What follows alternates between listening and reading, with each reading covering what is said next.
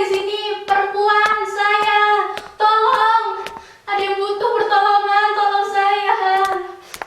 Jangan pergi, tolong.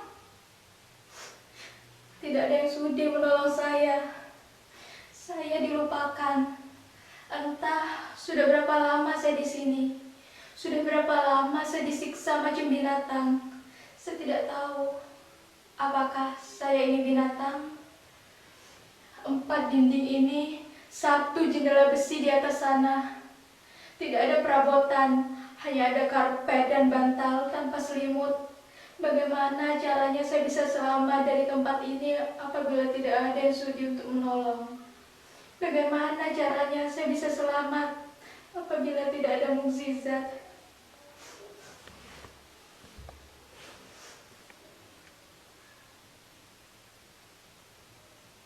Mudasir, kamu Mudasir.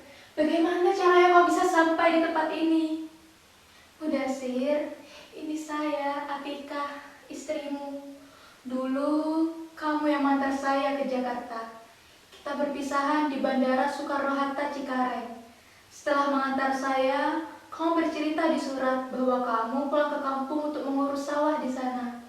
Setelah itu, kita saling berkirim surat selama setahun lebih lamanya. Tetapi semenjak musibah itu, surat-suratmu tak datang lagi. Janganlah kamu pergi, Mudasir. Saya tahu mungkin wajah saya sudah tidak sebenari dulu. Dulu kamu sering bilang bahwa saya itu cantik kan? Kecantikan yang alami, tanpa bedak dan ginju. Tapi saya tahu setelah penyiksaan ini, wajah saya sudah tidak secantik dulu lagi. Kalau ada cermin di kamar ini, mungkin saya akan segera tahu bahwa wajah saya sudah seperti gombal busuk, bacin, dan tidak layak dipandang. Bikin jijik saja ya. Tapi Mudasir, kamu menikahi saya lahir dan batin kan? Kamu bukan hanya menikahi wajah saya. Kalau memang benar kamu ada di sini, tolong keluarkan saya.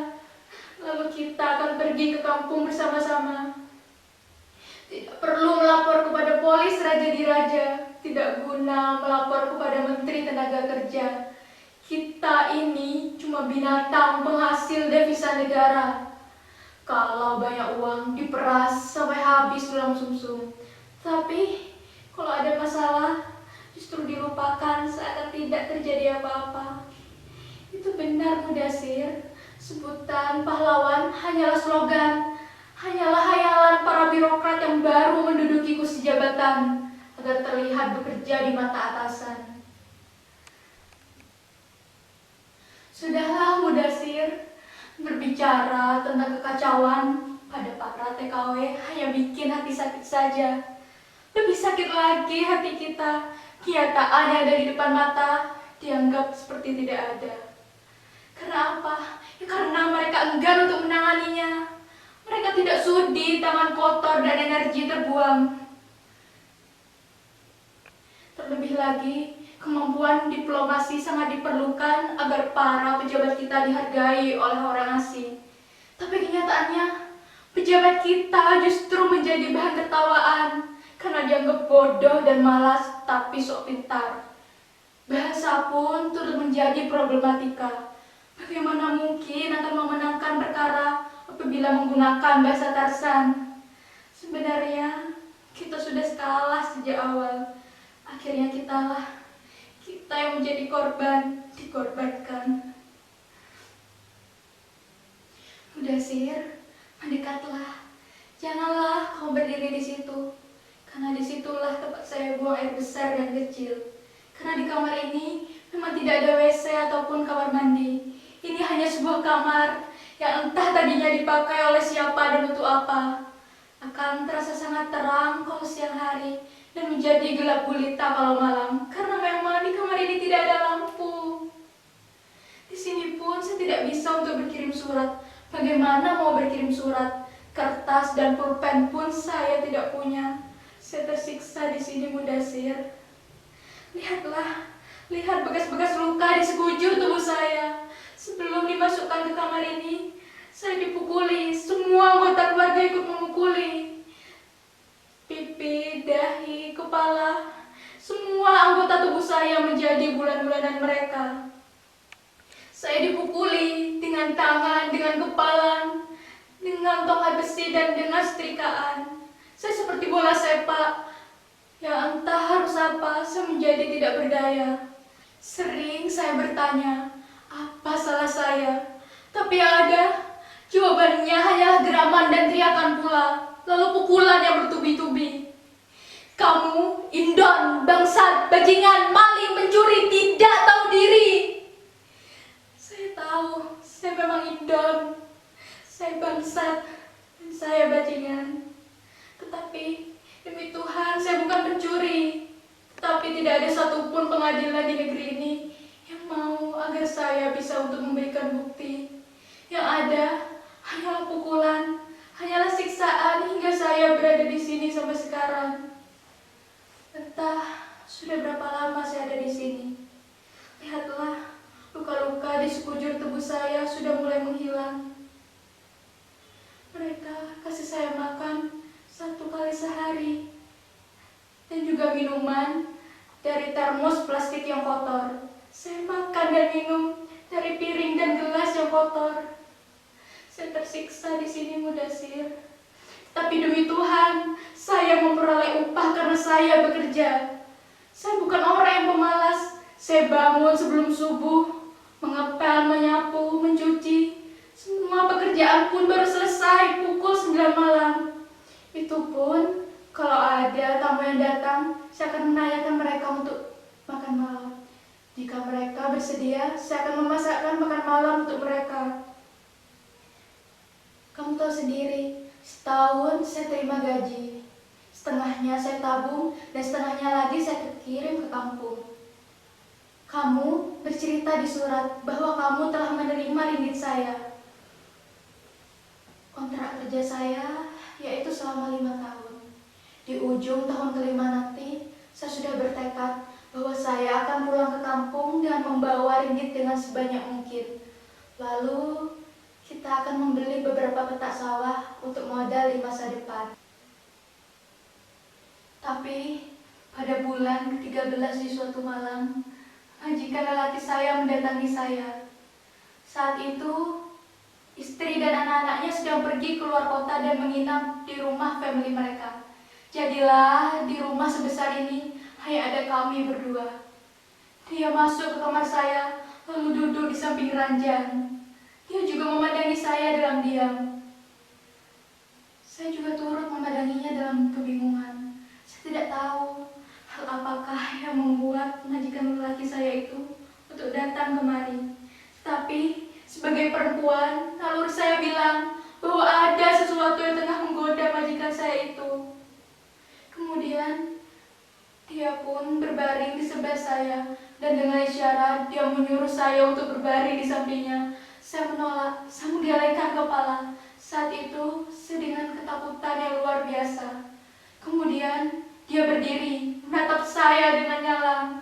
Saya sangat takut, badan saya gemetaran. Mudasir, saya baru ingat. Mungkin itulah satu-satunya kesalahan saya, yaitu menolak hajat majikan. Karena itulah saya dipukuli. Akan tetapi, semuanya masih berjalan normal hingga bulan ke-15. Di suatu hari, majikan lelaki mengeluh kehilangan uang. Akhirnya sayalah yang menjadi kambing hitam atas segalanya. Saya dituduh, saya dipukuli dengan setrikaan karena saat itu saya sedang menyetrika. Kemudian, nasib saya baru ditentukan pada bulan ke-16. Saat itu, majikan lelaki saya mulai lagi untuk mengeluh kehilangan uang. Begitu pula dengan anak perempuan dan anak lelaki mereka. Akhirnya sayalah yang dituduh. Mereka memukuli saya dan bertubi-tubi. Saya tidak bisa apa-apa.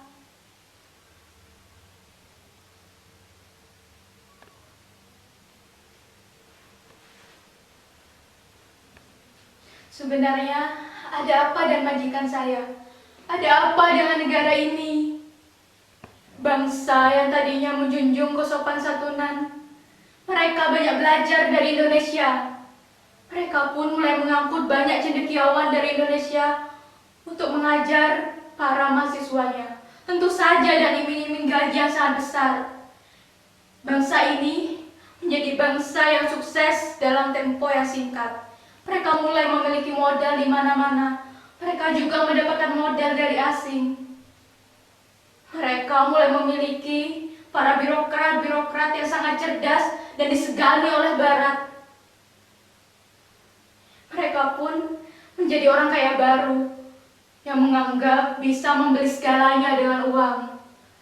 Mereka juga mulai mempekerjakan para pekerjanya seperti budak yang boleh disiksa dengan sesuka hati.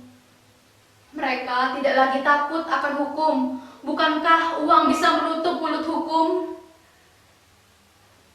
Mereka bagaikan penguasa Romawi yang memiliki 1000 budak yang mereka berhak untuk menyakitinya, bahkan untuk membunuhnya.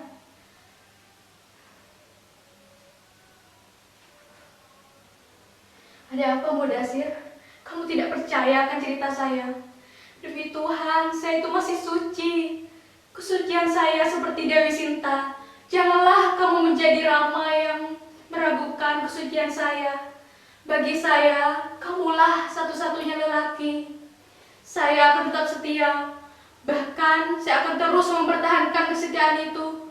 Jika harus berkorban nyawa sekalipun. Percayalah kepada saya, Mudasir. Memang saya tahu bahwa kamu itu marah karena saya meninggalkan kamu. Padahal kita baru saja 3 bulan menikah. Tetapi itulah rencana saya. Jika tidak begitu, kita tidak akan bisa untuk sukses. Kita akan hidup sengsara jika saya tidak bekerja di sini.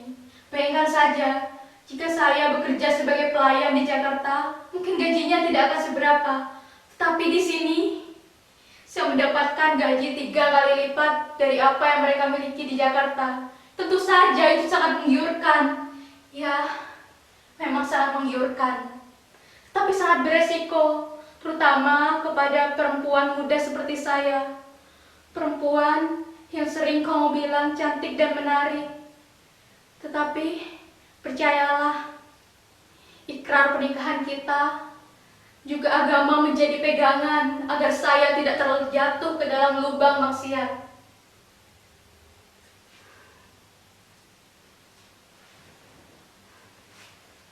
Mudasir, apa kabarnya Mak dan Bapak? Encok Bapak sudah sembuh? Lalu, asma Mak bagaimana? Masih sering kambuh? Saya sudah pernah berkirim uang yang lumayan harganya. Tentu saja uang itu bisa dipakai untuk membeli obat resep asli dari dokter, bukan yang biasa kita beli di warung-warung.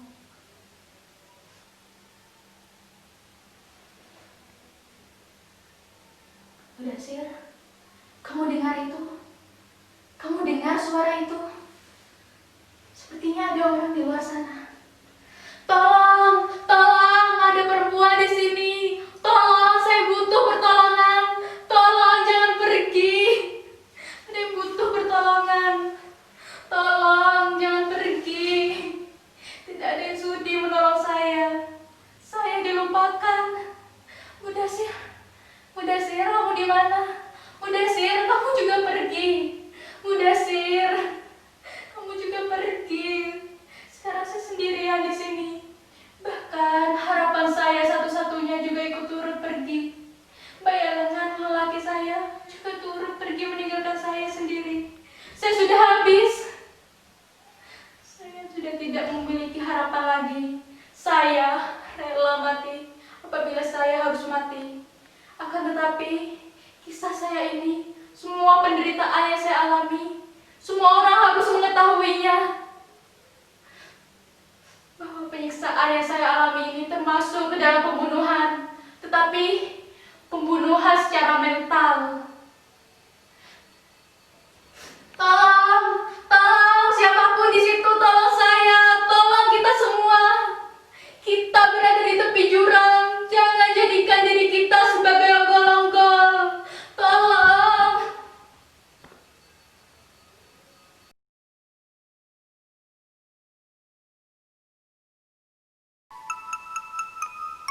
Sudahlah, Mudasir, berbicara tentang kekacauan para Mudasir. Salah.